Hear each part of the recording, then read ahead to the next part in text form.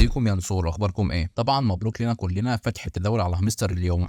اي نعم سعر العمله مش مرضي خالص، لكن احنا بنحمد ربنا في السراء والضراء، وده طبعا خير لينا، لان في الاول والاخر هو بوت لعبه يعني. وانت ممكن لو بتلعب لعبه حقيقيه ولعبتها بالسنين زي بابجي مثلا، ما كده كده مش بتديك فلوس، بالعكس انت بتدفع فيها كمان. وانا مش طالع واسيك واقول لك ما تزعلش عشان سعر العمله ولا كده، لان انا طلعت في فيديو امبارح وتوقعت سعر العمله المنصات كبيره، وقلت اقل سعر ممكن يوصل له هو 0.05، وقلت ممكن يزيد عن كده وممكن كمان يقل عن كده، واللي حصل اللي هو قل عن كده ب4%. واللي حصل النهارده ان السعر الافتتاحي للعمله كان الساعه 2 على منصه اوكي اكس، وكان 0.012. وطبعا ناس كتير قالت استحاله ينزل للسعر ده، لكن بعدها بساعه اتفاجئنا وقت البامب ان اعلى سعر وصل للعمله هو 0.014، وطبعا قل جدا من بعدها زي ما انتم شايفين على الشاشه بقى 0.028، وعمال ينزل مش بيطلع خالص. فالنهارده ان شاء الله جاي اقول لك الخطه المستقبليه بالنسبه لهامستر. بس قبل ما نبدا الفيديو ما تنساش تصلي على النبي وتنورنا في جروب التليجرام عشان بينزل على اخر الاخبار اول باول. وطبعا جروب الشده مهم جدا لان احنا طلعنا لايف وقت البامب عشان نبيع باعلى سعر، والحمد لله ربنا كرمنا. لو كان حصل مشكله هذكرها اول فيديو باذن الله.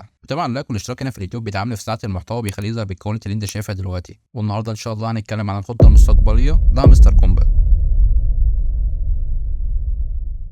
اول حاجه خلينا نذكر المشكله اللي حصلت معانا واحنا كنا طالعين لايف النهارده وقت الادراج عشان نبيع باعلى سعر. طبعا كنت فاتح التشارت على اللاب وكنت فاتح شير سكرين على التليفون، وقت ما وصل لاعلى سعر العمله وقلت للناس اللي عندي في الجروب تبيع، كان في حمل كبير جدا على المنصات. اول ما ويندوز بيع بيطلع كلمه تو هيفي تو هيفي تو هيفي او الحمل ثقيل، ما كانش بيبيع خالص لحد ما في الاخر بعنا ب 0.01، طبعا اقل بنسبه 4%. لكن طبعا العيب ما كانش مننا، كان من المنصات ذات نفسها، والناس طبعا اللي حضرت الشير سكرين عارفه الكلام ده. عشان كده قلت لكم جروب الشات ده مهم جدا عشان وقت الادراك بنحاول نبيع باعلى سعر عمله باذن الله. طبعا ناس كتيره دلوقتي طلعت تشتم في هامستر وان ازاي سعر العمله يكون كده. بصوا يا جماعه، انا توقعت سعر العمله مرتين وقلت اقل سعر هيوصل له 0.05 واعلى سعر 0.3، لكن قلت لكم ان الاسعار دي مرنه، يعني كان ممكن يعلى 0.3 او ممكن يقل عن 0.05، وده اللي حصل، اللي هو قل عن 0.05 بمقدار 4%، وده طبعا رقم كبير جدا برضه لا يستهان بيه. وطبعا الحمد لله في السراء والضراء، خليك عارف اللي داخل ليك، واللي انت لو كنت اشتغلت على البوت ما كنتش هتعمل الفلوس دي اساسا. لكن برضه انا هنبه على كذا حاجه. اول حاجه يا جماعه خليكم عارفين حوار البوتات ده شغل جانبي مش اساسي ليك خالص، يعني ما ينفعش مثلا تتفرغ للبوتات دي. البوتات زي ما انت شايف كده مهما توقعت في سعرها وجبت كلام خبراء طالعين الكلام عن العمله، برضه سعر العمله ممكن يطلع يفاجئنا كلنا. فخليك عارف ان البوتات دي بالشغل اساسي، لان انا شفت كميه ناس بتشتم في الشات عندي بطريقه غريبه. ماشي انا عارف ان انتوا تعبتوا في البوت ده جدا، والناس تعبت فيه فوق ال 100 يوم، كل يوم بيفتحوه مش اقل من 3 4 ساعات، وطبعا اللي خدوه قليل جدا على المجهود بتاعهم. لكن في الاول والاخر خليك عارف ان ده بوت لعبه يعني، وكويس اللي هو بيجي منهم فلوس احسن من ما فيش خالص. طبعا انت المفروض شغال برضه على كذا بوت مش بوت هامستر بس، لكن ما زال بوت هامستر احسن من لوك رابت. لوك رابت اعلى واحد فيه طلع بربح $20 تقريبا،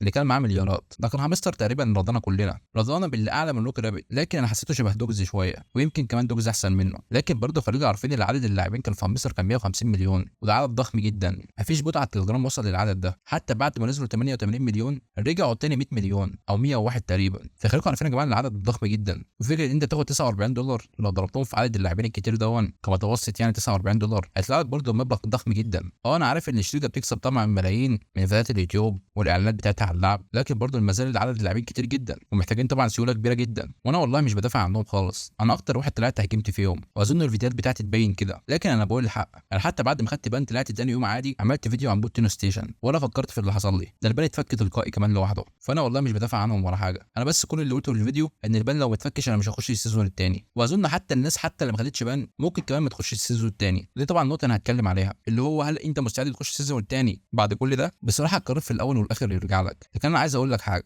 انت دلوقتي شغال على بوتات كتيره جدا، البوتات دي بتاخد من وقتك كتير جدا، ده في حاله ان انت فاضي مش مشغول فيها ايه لو دخلت هامستر معاهم تاني. لكن تدي لكل بوت وقته وتدي برضه نفسك وقتها، ما ينفعش ال 24 ساعه تفضل قاعد على البوتات، لازم برضه تشوف شغلك ومصلحتك وحياتك ودنيتك. خليك عارف ان البوتات دي مجرد لعبه، يعني مش هتغنيك، مش هتخليك مليونير، مش هتخليك ملياردير، مجرد لعبه يا دوبك تديك مصروف تمشي بهم امورك. لكن دول مش هتعمل منهم ملايين الدولارات خالص، ولا تعمل منهم $1000 خالص. انت ممكن لو فضلت تحوش بوت على بوت ممكن تعمل مبلغ محترم ماشي ما عنديش مشكله، لكن مفيش بوت واحد يطلع يديك مبلغ كبير جدا. يعني اظن هامستر ده كان في ناس كتير جدا بتفخم فيه، وفي ناس قالت والله العظيم اللي هو سعر العمله هيوصل للدولار، لكن طبعا ده مش منطق. في تحليلات وفي ناس خبراء بتحلل العمله احسن مني ومنك، وهم اللي توقعوا الاسعار اللي انا عرضتها في الفيديو بتاع امبارح. الاسعار دي مش من دماغي خالص، ولا انا طالع اهبد ولا افتي، واي حد بيطلع على اليوتيوب بيتوقع سعر العمله من دماغه فده هباد وفتاي، لان هو مش خبير وما عندوش الدراسه الكافيه اللي هو يتوقع سعر العمله. واظن مفيش حد في اليوتيوب نهائي يتوقع سعر العمله صح، كلها مجرد تقريبات، لكن لازم تحمد ربنا وتشكره في الاول والاخر، وخليك عارف ان ده خير من عند ربنا، وما تخليش العمله تعكر نفسيتك، لان ان شاء الله هتترضى من بدات تانية كتير. واكيد انت لو كان عندك اكتر من حساب في هامستر فاكيد برضو انت اترضيت، وان شاء الله ربنا يرزقنا كلنا من بدات تانية كتير. وخليك برضو عارف في الاول والاخر ده ربح مجاني، ما تقولوش لا، يعني ماشي سعر العمله مغزي، بس ده ما يخليكش تطلع تشتم في الشركه او تطلع تقول ان انت مش هتخش السيزون التاني. اصل لو عملنا حسبه بسيطه، الناس اللي تعبت في روكي رابت تعبت اكتر بكتير جدا من الناس اللي تعبت في هامستر، لان الشغل على روكي رابت كان تقيل جدا، ومع ذلك سعر العمله كان مغزي جدا جدا جدا فوق ما تتخيل. يعني انا طلع لي ربح 3 دولار، لكن هامستر طلع لي فيه ربح 49 دولار، لكن طبعا الاحسن منهم هما الاثنين كان دوجز بصراحه، طلع له منه برضه مبلغ كبير الحمد لله.